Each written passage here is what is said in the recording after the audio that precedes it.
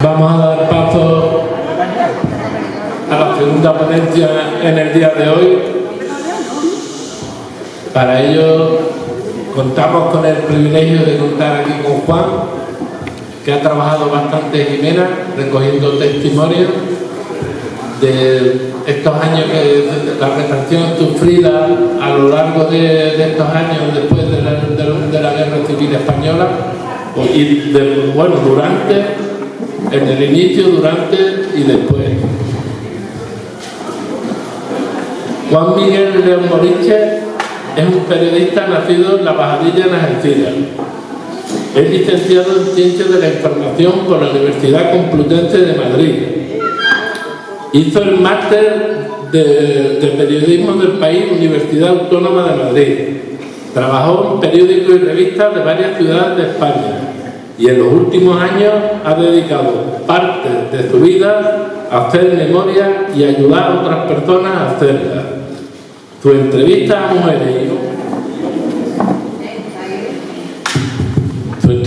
mujeres y a hombres que sufrieron los zarpazos crueles del golpe y la dictadura no está hecha desde el interés efímero y morboso del periodista. Es la persona deseosa de aprender, la que pregunta y la que investiga.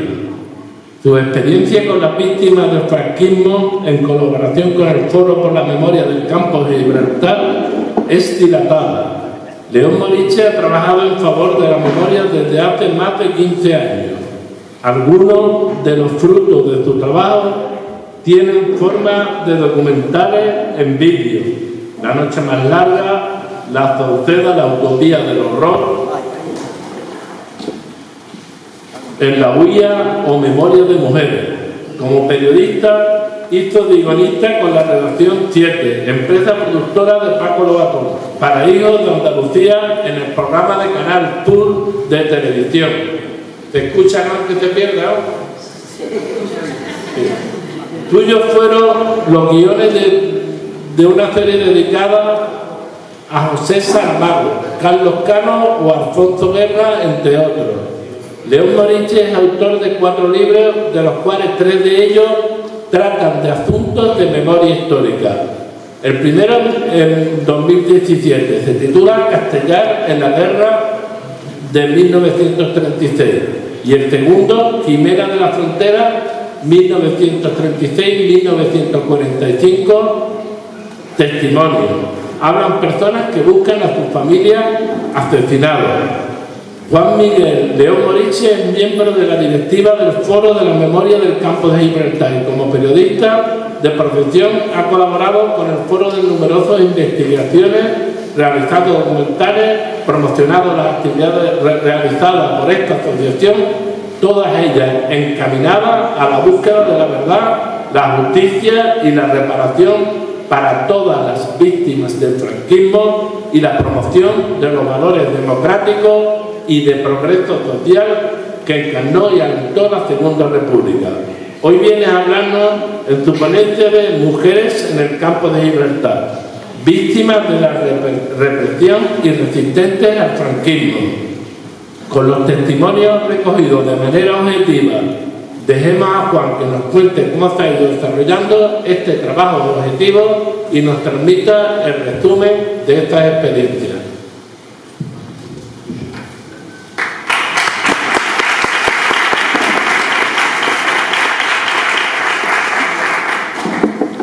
Bueno, muchas gracias, Eduardo, a la asociación Dalí, a Pepa, a todos los compañeros y compañeras de la asociación, al ayuntamiento, al alcalde, a la concejala. Os agradezco mucho esta invitación. Antes de comenzar, me gustaría recordar a las víctimas de las guerras genocidas que hoy en día están sembrando muerte y desolación en Gaza, en Siria, en el Líbano o en Irán. Más de miles y miles de niños han sido asesinados, y a mí me gustaría decir hoy aquí sus nombres y apellidos, porque cada niño que ha sido asesinado tenía un nombre, tenía unos apellidos, Tenía un padre, tenía una madre, tenía unos hermanos, tenía una maestra o un maestro, tenía unas ganas de vivir y tenía mucha historia y muchas cosas que hacer en la vida.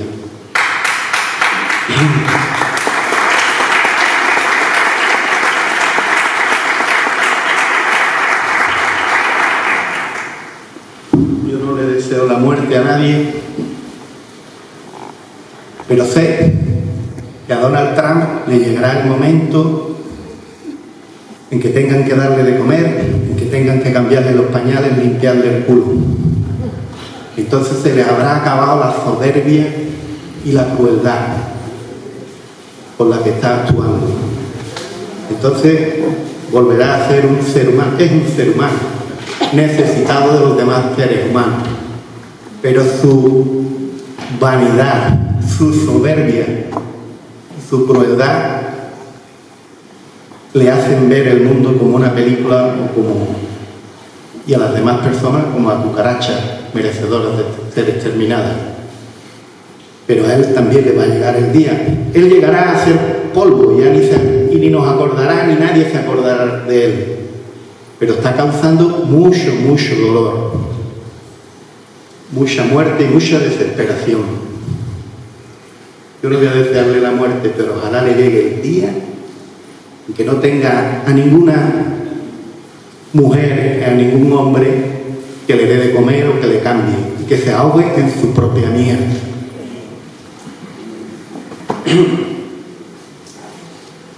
En fin, a veces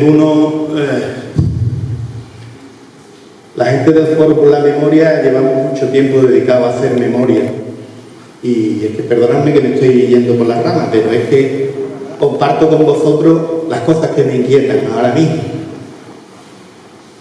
El pueblo que sufrió el exterminio de 5 millones de personas en una maquinaria industrial puesta en marcha por la Alemania nazi,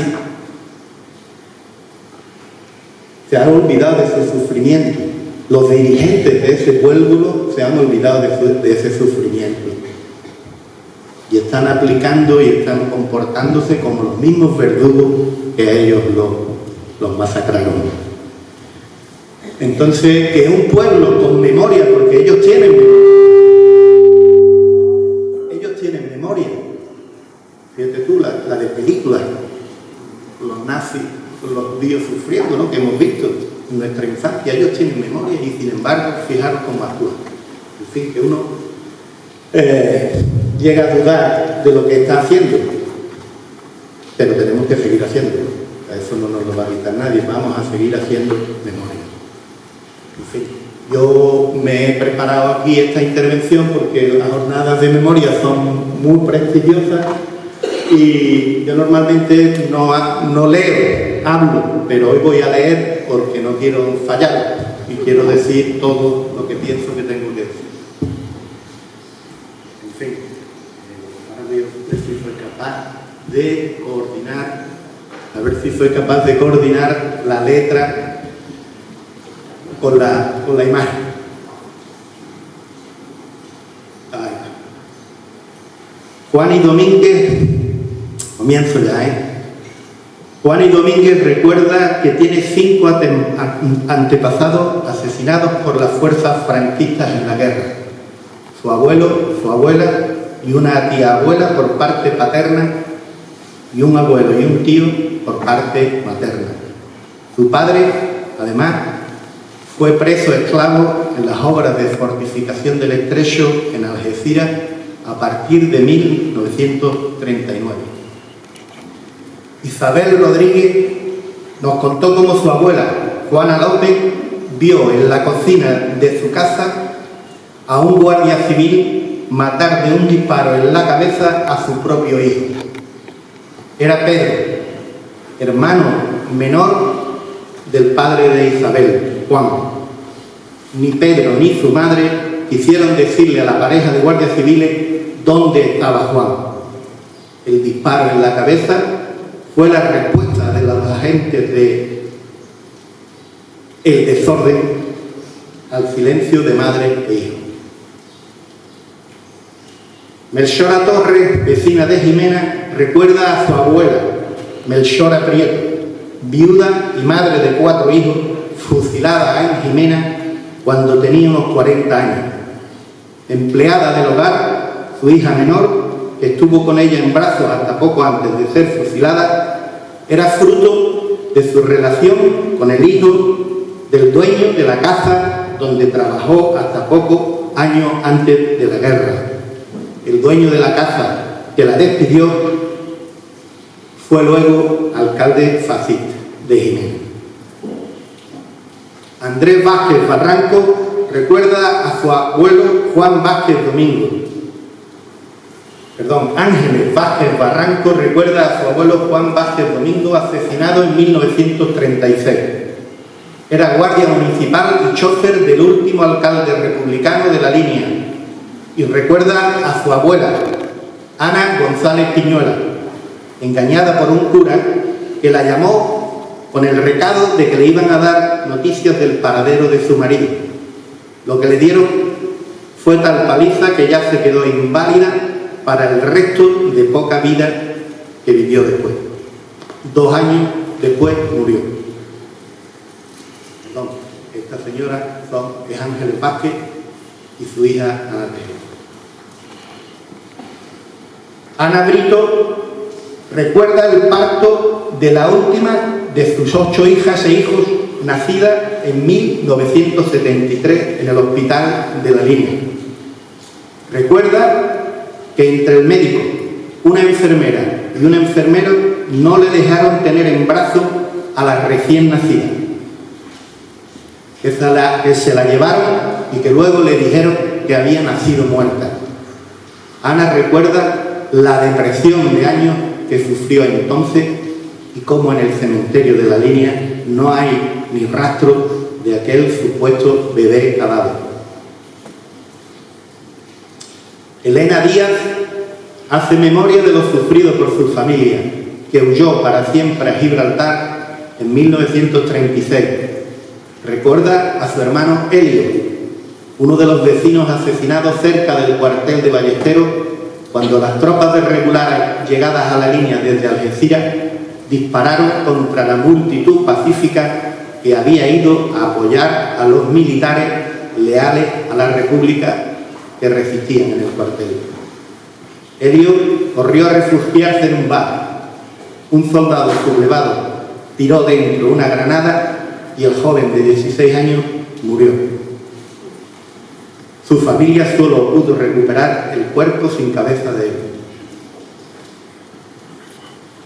Juana Riquelme recuerda a su padre, Fernando Riquelme Pérez, asesinado con sus hermanos Manuel y José en Jimena, a su vuelta de Málaga en marzo de 1937. Juana recordaba también a un hermano de su madre, Juan Mora, fallecido en la cárcel de Córdoba, y cuenta cómo ella misma, con 7 años, iba al campo a recoger garbanzo a las 5 de la mañana. Era su contribución al esfuerzo de una familia en la que su madre, viuda y madre de 3 huérfanas y un huérfano, era el motor principal e incansable de la supervivencia de la familia. Estas 7 historias, narradas con más detalle y con todas y cada una de las palabras empleadas por las mujeres que nos las contaron, son parte de las 41 testimonios reproducidos en este libro, Memoria de Mujer, que hoy presentamos aquí en Jimena. Este libro es el resumen del trabajo de investigación que me becó la Diputación de Cádiz en 2023 y que recogía los testimonios de 58 mujeres. Para hacerlo más manejable, quitamos 19 y hemos respetado el análisis que, o sea, el libro tiene 41 testimonios, 19 menos, pero sobre los 58 testimonios yo hice un análisis y unos comentarios que en este libro sigue siendo sobre los 58 testimonios originales. Hay entre las mujeres entrevistadas una madre, algunas hermanas, muchas hijas y más nietas de otras mujeres y hombres, de otros familiares o personas que fueron asesinadas, torturadas, detenidas, encarceladas, enviadas al exilio o utilizadas como presos esclavos. La mayoría de las entrevistas usadas para el trabajo de investigación y el libro fueron hechas en vídeo. La primera la hicieron compañeros del Foro por la Memoria del Campo de Gibraltar en 2010, como esta que se hizo en la Casa Verde, aquí en la calle Sevilla, que la hizo Jesús Román y Andrés Rebolledo. Esto fue en 2010. La última la hice yo en diciembre de 2023 en Algeciras. Una de las entrevistas está grabada solo en audio y 3 están hechas en texto escrito porque había personas que no querían que las grabáramos, pero yo las entrevistaba y tomaba nota. Todas ellas están y se pueden ver y consultar los archivos de la Casa de la Memoria. Son entrevistas en profundidad, conversaciones relajadas, en las que intentamos recorrer toda la vida de las personas protagonistas de la conversación, de sus antepasados, y luego hablar sobre las experiencias de las mujeres, de las niñas que fueron en su día, que sobrevivieron a aquella tragedia familiar o que esperaron que volvieran del exilio o de la cárcel sus mayores.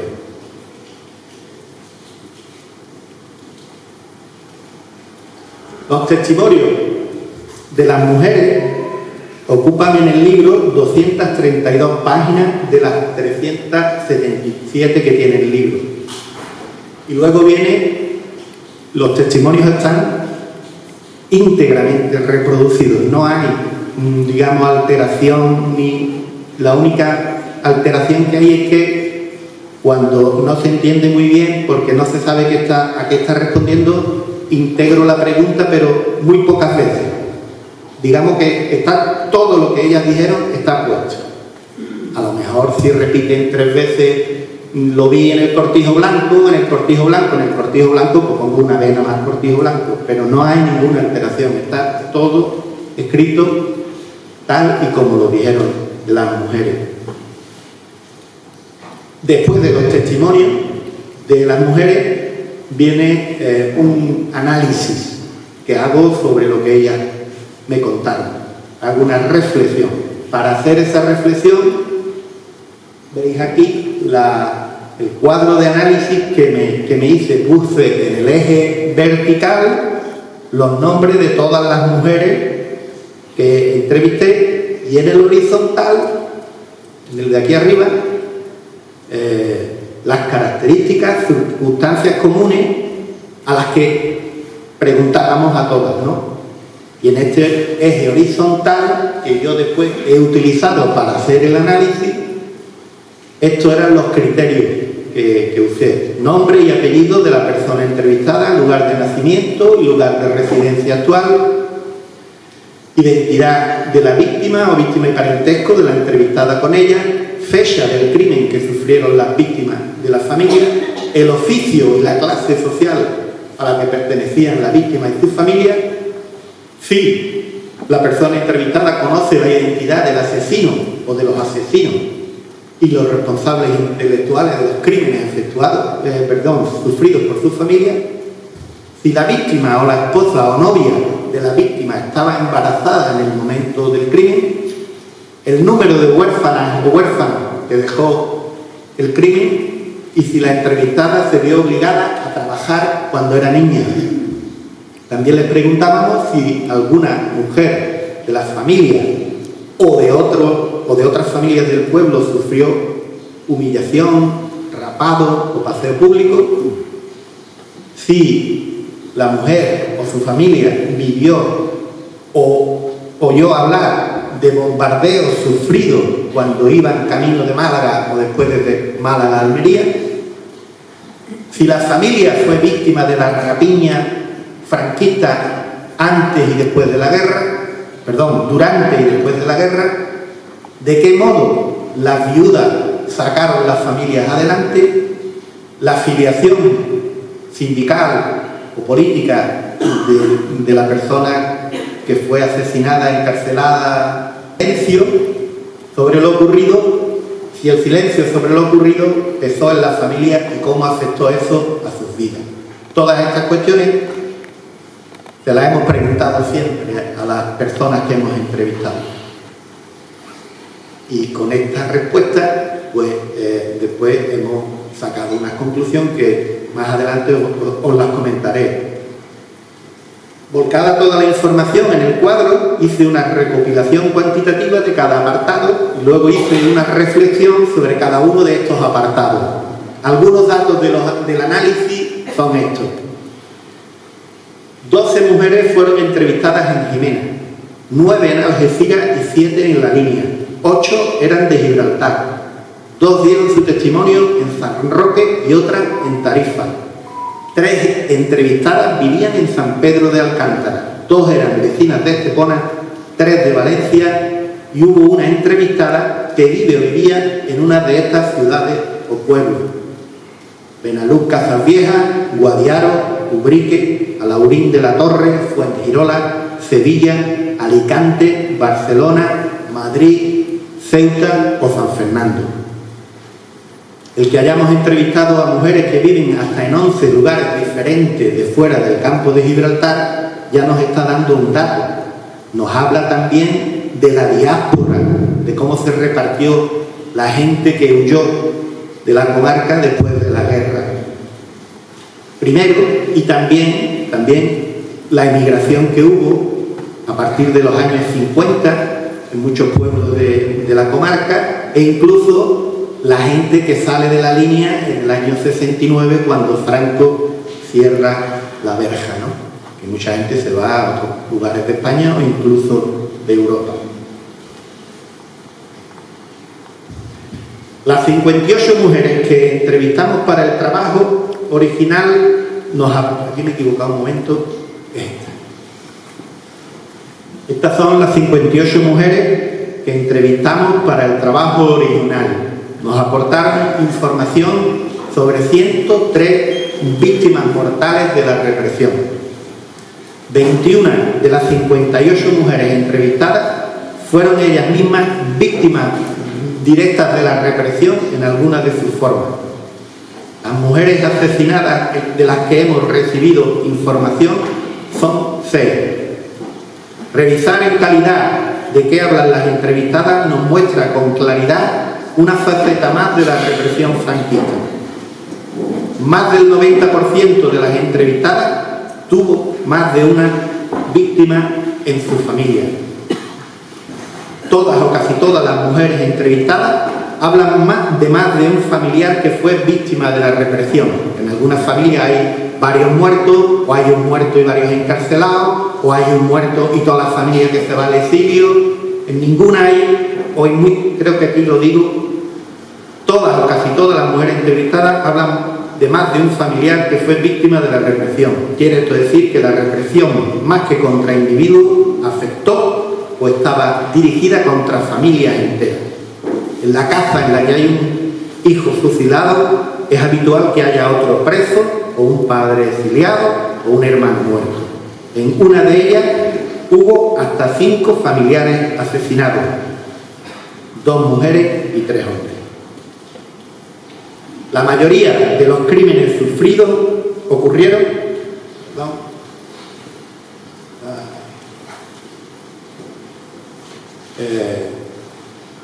estas son, aquí a la izquierda están las mujeres entrevistadas y a la derecha las víctimas mortales de las que nos hablan. La mayoría de los crímenes sufridos ocurrieron en 1936, en algún momento entre julio y diciembre de aquel año. Más de 30 de los asesinatos a los que se refieren las entrevistadas ocurrieron en el año 36 y otras 16 ocurrieron ya en 1937. Son menos los ocurridos, otros 10 entre 1938 y los años de posguerra y guerrilla. Uno de los crímenes, el robo de un bebé, ocurrió ya en los años 70, al final de la dictadura. La concentración de crímenes en 1936 y 1937 señala dos cosas. Primero, la ferocidad de lo que fue el genocidio planificado y ejecutado en el llamado terror caliente, entre julio de 1936 y marzo de 1937, cuando los fusilamientos se hacían sin instrucción judicial de causa, sin investigación policial, sin atestado y sin juicio. Segundo, el gran engaño franquista de que no le pasará nada a quien nada haya hecho, podéis volver a vuestras casas. Eso fue un gran engaño para seguir matando gente. La mayoría de los fusilados en 1937, y así lo dicen muchas de las mujeres en Jimena y en Castellar, los fusilados en 1937 volvían desde Málaga tras la caída de esta ciudad en manos de los sublevados, y al regresar a sus casas eran detenidos y fusilados. Más de la mitad de las mujeres entrevistadas, 37 de las 58, nos dicen que su padre, su madre, su abuela o su tía, presa, preso, fusilada, fusilado, eran trabajadoras, trabajadores. Casi todos trabajadores del campo, jornaleros, aunque también hay varios empleados de tienda, un albañil, un carbonero, 2 cabreros, 2 trabajadores de las corchas de Algeciras, un campesino propietario con pocas tierras o un guardia municipal. No hay ningún gran empresario industrial, ningún hombre de finanzas, ningún aristócrata, ningún militar de alta graduación, entre los que sobre los que hablen las mujeres entrevistadas. Junto al predominio de la clase trabajadora, entre los represaliados en la categoría de pequeños propietarios, podemos englobar al resto. O sea, la guerra de España fue una guerra de clases. Fue una guerra que la élite poderosa desató contra el pueblo trabajador andaluz.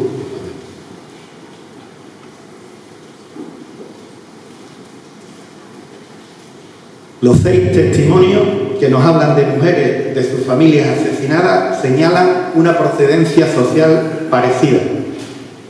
Una de las asesinadas era una empleada del hogar, Melchora Prieto Moncada, de aquí de Jimena. Otras 2 eran esposas de trabajadores del campo. Una lo era de un carbonero y 2 estaban casadas con pequeños propietarios agrícolas. Una de las señales de la precaución, una de las señales de que la precaución, cuando no el miedo, están presentes aún en la conciencia, en la manera de expresarse de las hijas e hijos de las víctimas o de sus nietas o nietos, es que solo 16 de las 58 mujeres entrevistadas dicen que saben quiénes habían asesinado o perjudicado a sus familiares.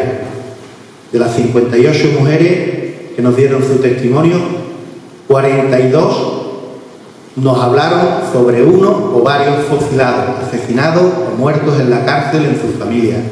Y de todas ellas, solo 18 dijeron que conocían la identidad de los autores de los asesinatos o de los delatores que los habían propiciado.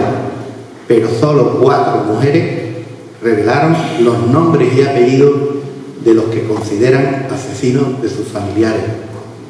Otros 4 dieron un apellido sin el nombre o el nombre sin los apellidos porque no recordaban los datos que les faltaban. Otras mujeres dijeron el oficio y una dijo el apodo. Esta foto es de un acto. Estas 2 mujeres son de Jimena, Francisca Telle, Paco Acedo, y este hombre Luis Vega. Le mataron al padre y a la madre en Paterna de la Ribera. Esto es un homenaje que les dimos en la Casa de la Memoria. De las 58 mujeres entrevistadas, 12 nos han dicho que las esposas de las víctimas de sus familias estaban embarazadas en el momento en que ocurrieron los hechos. 6 de estas mujeres se quedaron viudas porque sus maridos fueron fusilados. 3 de ellas en una misma noche, en febrero de 1937, aquí en Jimena. En otro caso, la mujer embarazada fue la asesinada, también en este pueblo. En otro caso, el esposo vivió como preso el embarazo de su mujer y el nacimiento de su hijo. En otro, ella se quedó embarazada en una de las visitas que su marido, huido y escondido en el monte, le hizo a su casa en el término de Jimena. 34 de las mujeres cuyas entrevistas son recogidas en este informe nos hablan de las huérfanas y huérfanos que quedaron en sus familias a consecuencia de la represión, del fusilamiento o la muerte de algunos de sus antepasados. Solo en 5 de los casos el número de hijas o hijos sin padre es inferior a 3. Es decir, que a efectos legales de hoy en día, el 85% de las familias que perdieron al padre o a la madre por la represión eran familias numerosas. En 2 casos, las huérfanas y huérfanos son 9. En 3 casos, 8. En otros 3 casos, 7. En 5 casos, 5. En 6 casos, 4. Y en 9 casos, 3. Y en un caso, 16. Esta familia era una familia de la línea. Ella era Gertrudis Ríos Marín y el marido se me ha olvidado el nombre. Ella era maestra de enseñanza primaria y él era el jefe de correo. Los fusilaron a los 2 y su hijo se quedó huérfano. Gertrudis Ríos Marín era una maestra muy querida, tan querida que todavía en los años 90 sus alumnos le quisieron hacer un homenaje. El hijo, que ya tenía 80 años, o cerca, vivía en Madrid, sus alumnos desde la línea contactaron con él y él no quiso, porque no podía soportar el dolor que todavía sentía por la muerte de su madre y por el silencio a que la muerte de los seres queridos ha impuesto en muchas familias.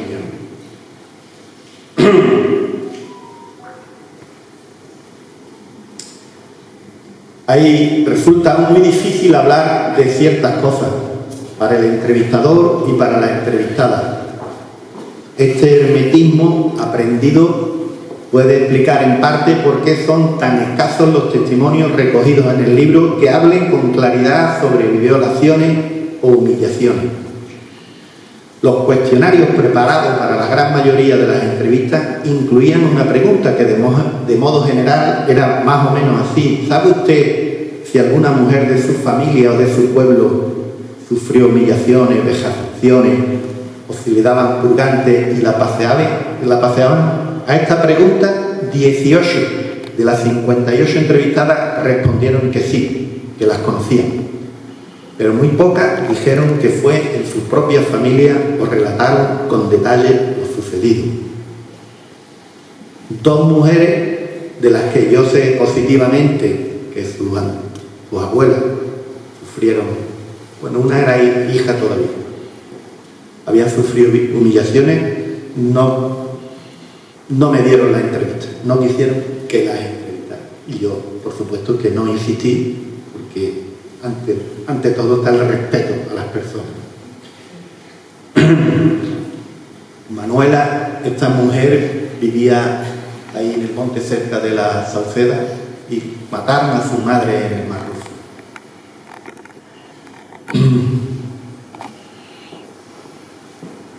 29 de las mujeres entrevistadas en este trabajo relatan que ellas mismas o sus familiares sufrieron bombardeos de los barcos o aviones del ejército sublevado. Y no solo en la tristemente célebre carretera de la muerte entre Málaga y Almería, o en la destrucción, o la que hubo después de la destrucción del poblado de la Sauceda en dirección a Málaga. 13 de los testimonios se refieren a los sufridos, a los bombardeos sufridos cuando las familias iban andando en dirección desde el campo de Gibraltar a Málaga. Las familias de las jimenatas y los jimenatos que huían en dirección a Málaga también fueron bombardeados por los barcos de guerra franquistas. Antes de Málaga, antes de llegar a Málaga, ya habían sido bombardeados. Hay 13 testimonios, entre ellos el de Pasión León Díaz, está aquí su hijo Fermín, y que murió el año pasado, 2025, ¿no? Fermín, murió tu madre, y ella recordaba con mucha claridad todo lo sufrido desde que salió de Jimena hasta que llegaron a Francia, en fin. 32 de las 58 mujeres entrevistadas en el trabajo afirman que su familia u otras conocidas sufrieron la rapiña de las tropas golpistas o sus colaboradores cuando ocuparon sus poblaciones. Los testimonios son muy abundantes y los objetos de robo cometidos van desde un juego de tazas de café a una casa entera. Esta foto es de mi madre que murió hace poco, y a la familia de mi madre que huyó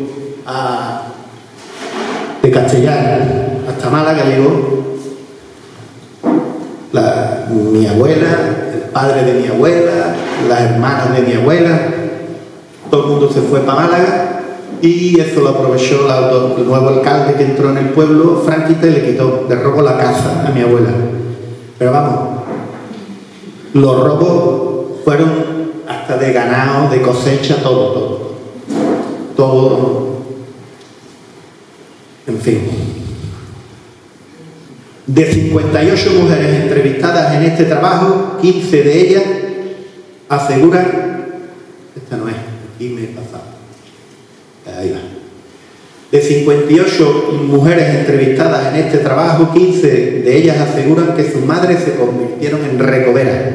Y en 3 casos, las mismas entrevistadas dicen que ellas mismas les ayudaban a sus madres a vender las mercancías que compraban en la línea o en Gibraltar, entre ellas Pasión. El trabajo infantil en los campos, en las casas de personas con medios o en los negocios familiares fue una constante en la posguerra y durante muchos años en la dictadura franquista. Fueron las mujeres las que sacaron a las familias para adelante. Las mujeres y las niñas trabajando. De todas las mujeres entrevistadas, 28 nos han dicho que ellas trabajaron cuando eran niñas.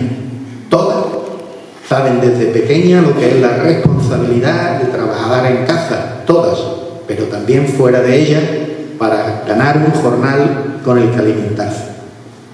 Esta es María Gálvez Sánchez. Su familia vivía en la línea, ella era de Gaucín, le mataron al padre cuando volvían de Málaga, y ella iba con 7, 8 añillos vendiendo pan por las casas. Y ella me contaba que en algunas casas le decían: fuera de aquí, roja, que a ti no te compro, porque era hija de un asesinado y era roja, y había alguna gente que no le compraba porque era hija de una roja. 49 de las 58 mujeres entrevistadas en este trabajo reconocen que en sus casas no se hablaba nunca, o casi nunca, del familiar o la familiar desaparecida o desaparecido, asesinada, encarcelada o exiliada. No se hablaba del padre, de la madre, del hermano, de la abuela o del abuelo. Las primeras preguntas que se hicieron a la madre o al padre superviviente quedaron sin respuesta, y el hijo o la hija aprendieron pronto que de eso no se hablaba, y ya nunca más volvieron a preguntar por ella o por ello. Era el silencio sobre lo sufrido por la familia el que se extendía en el hogar, el que ahogaba la comunicación en la familia. Solo 12 de las entrevistadas en este trabajo dijeron que conocían la filiación política de sus padres, sus madres, abuelas o abuelos. De estos 12 casos, todas las personas a las que se referían los testimonios eran hombres. 3 anarquistas, 3 socialistas, 2 comunistas, 2 de ellos masones, uno además de izquierda republicana, y en otros 2 casos dice que ellos eran de izquierda o personas de ideas, así de modo general. De las 6 mujeres asesinadas no hemos podido averiguar si tenían militancia política alguna. Una veintena de mujeres afirman que su padre o su abuelo no se metían en política. Dicen que no se les conocía militancia política ni sindical e insisten, con mayor o menor énfasis en la expresión, en que su padre o su abuelo solo sabían trabajar y preocuparse por su familia, que para nada tenían actividad en partidos u organizaciones sindicales.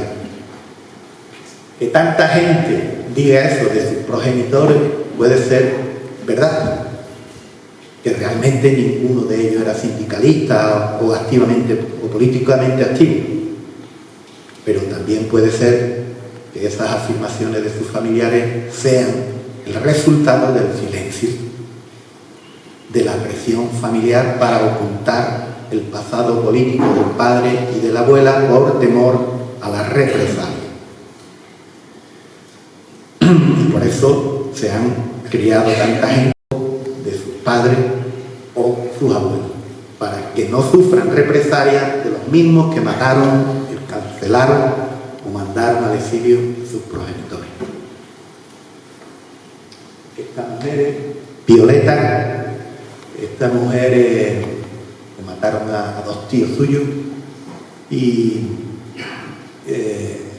su padre era del Tesorillo. Ella vive en la línea porque muchas familias de aquí o de otras partes acabaron en Algeciras o en la línea trabajando en Gibraltar. En la segunda parte del libro expongo, digamos, hasta aquí hemos estado hablando de lo que en la primera parte del libro es un análisis he hecho así muy rápido, se podría hablar y dar más detalles, ¿no? de todo lo que de sí da el libro, pero el libro o llegan los testimonios, digamos una cosa así, estos son testimonios y lo que viene después son el análisis sobre las informaciones que contienen la documentación, las palabras de las mujeres. Y después del análisis de las palabras de las mujeres viene un análisis que hago de la documentación que hay sobre fusilados, represaliados, encarcelados, procesados, de toda la documentación que hay en la Casa de la Memoria de Jimena sobre las víctimas, mujeres víctimas en el campo de Gibraltar. Son cifras, identidades y pequeñas biografías que hemos podido conocer sobre mujeres asesinadas, procesadas, encarceladas, atracadas, violadas, humilladas, bombardeadas, refugiadas o exiliadas. Y alguna información sobre la forma y la vida en que las mujeres resistieron y lucharon contra la dictadura. En esta documentación, procedente de distintos archivos civiles y militares de Andalucía, hemos podido constatar el asesinato en la comarca documentalmente de 683 personas, 34 de ellas mujeres. Debemos recordar que en 1936 el campo de Gibraltar tenía 94.000 habitantes, lo que significa que es como si hoy, en una población de 120.000 habitantes, como Algeciras, hubieran sido asesinadas en pocos meses 700 personas.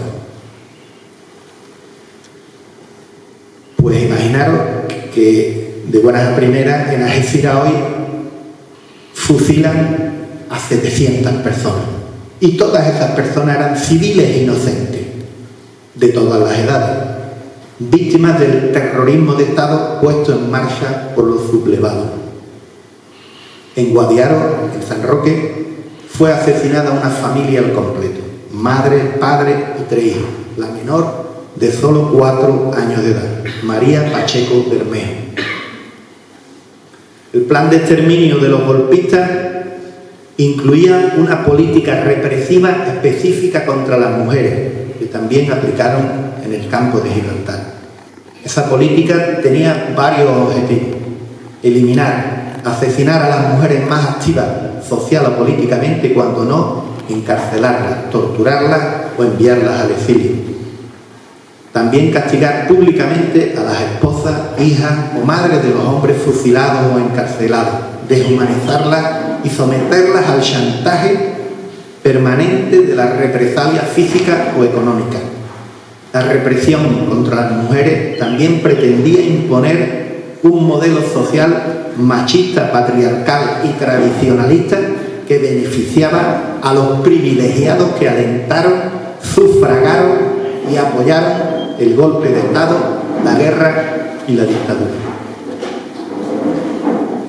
A Juana Barreno la conocéis, mataron a su padre y a su tío, y ella también es protagonista de la supervivencia desde niña, trabajando para sacar adelante a su familia. Objetivo global de toda la política de exterminio de la dictadura era ocultar sus crímenes. Por eso los echaban a los fusilados en las fosas comunes.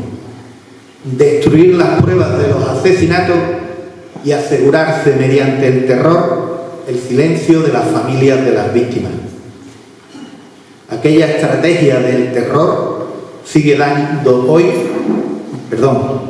hoy dañando muchas mentalidades en este país, y contra ella lucha de forma permanente el movimiento de la memoria histórica al que pertenezco, y las historiadoras e historiadoras.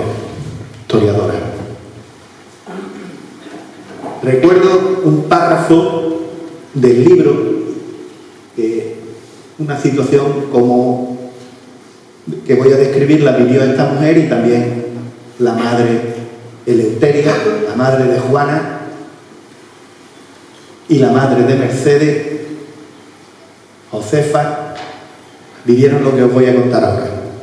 Los funcionarios les proponían a las viudas de las personas asesinadas que firmaran un papel en el que reconocían que sus maridos habían fallecido por muerte natural, si a cambio querían recibir una pensión de viudedad para sobrevivir. 6 de las mujeres entrevistadas para este trabajo nos indicaron que sus madres se negaron a firmar, lo que les acarreaba la renuncia a la pensión, pero también les libraba de traicionar la memoria de sus maridos asesinados. Es de suponer que otras muchas mujeres, en el contexto de hambre, miedo y miseria de la posguerra, acabaron firmando, presionadas por las autoridades y por la urgencia de alimentar a sus hijos e hijas. Esto significa que algunos nombres de hombres y mujeres que aparecen en los censos de personas, en los registros fusiladas que juntamos en este estudio, aparecen en los registros civiles como fallecidas por muerte natural. Eso lo sabemos porque después sus familias nos han dicho: a mi abuelo o a mi padre lo mataron, pero en el registro civil pone que murió por pulmonía o por otra cosa. Y han sido sus hijos, hijas, nietos o nietos quienes han revelado la verdad de lo que a estas personas les ocurrió. Otras muchas familias cuyas víctimas constan como fallecidas por muerte natural seguramente guardan silencio porque no han encontrado la ocasión ni el investigador que les ayude a revelar la falsedad que el registro civil contiene sobre el verdadero final de su antepasado. Aquellas mujeres que se negaron a firmar son María Medina Bautista, madre de Francisca Telle, y creo que tía de Bernardo; Juana Mora Delgado, madre de Ana Riquelme; Eleuteria Ruiz Carrillo, madre de Juana Barreno; Manuela Sánchez Gómez, madre de María Gálvez; Ana Valdivia Carrasco, abuela de Ana Meléndez, y Josefa Rodríguez, la madre de Mercedes Martínez. Esta mujer fue entrevistada en Gibraltar porque a su padre lo mataron en Sevilla.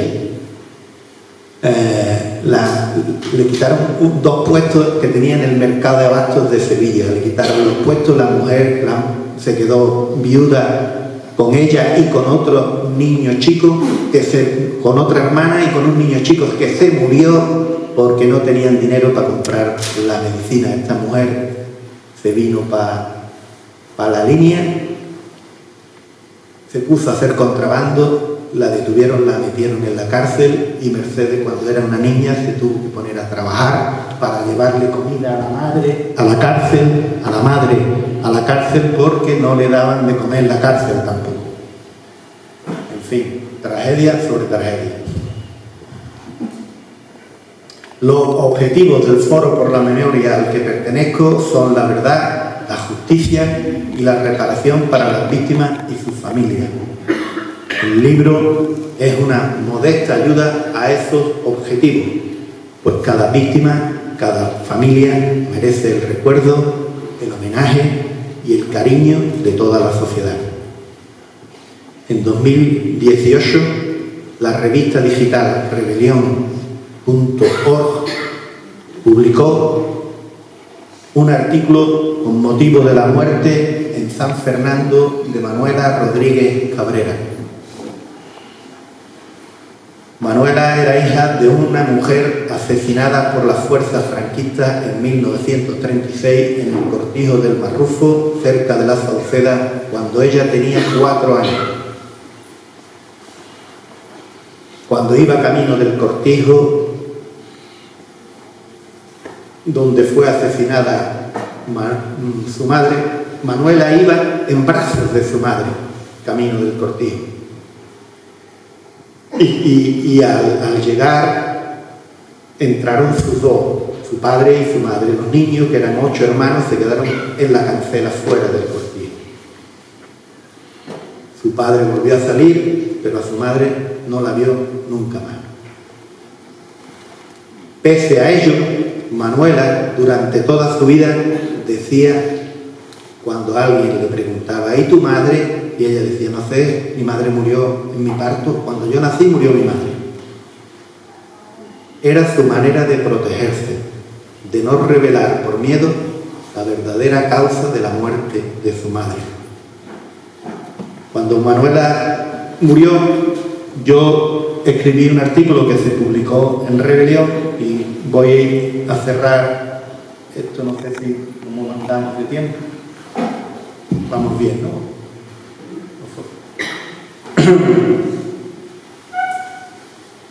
El artículo se llamaba Nadie pidió perdón a Manuela.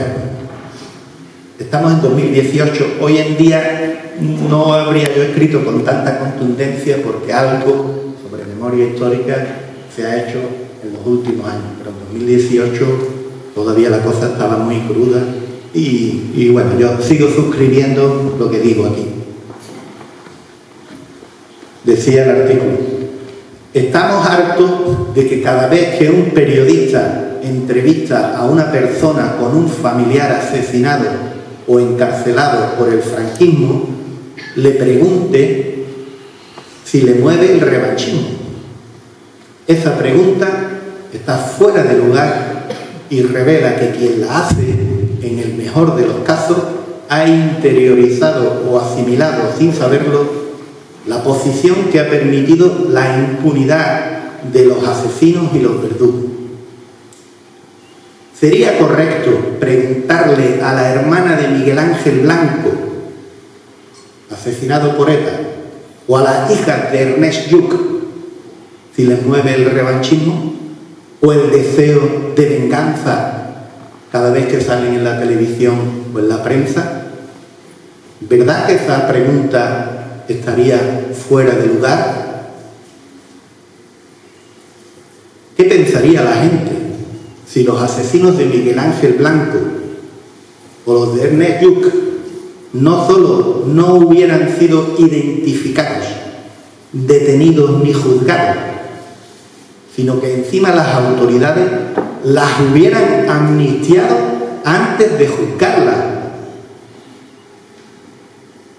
Y a quienes se les ocurriera criticar esa amnistía, la autoridad y su coro mediático los acusara de vengativos o guerra civilista. ¿Os imagináis? Pues esa es la situación de quienes buscan a sus padres o abuelos desaparecidos en la guerra, víctimas del fascismo. El Estado ni ha buscado ni ha encontrado a los cadáveres, no ha esclarecido lo ocurrido ni ha hecho justicia. Y encima las familias ven que cada 2 por 3 se critica su derecho a hablar y a pedir justicia, o se pone en duda su derecho a la verdad, a la justicia y a la reparación. Sobre el desamparo, criminalización de las víctimas. El mundo al revés.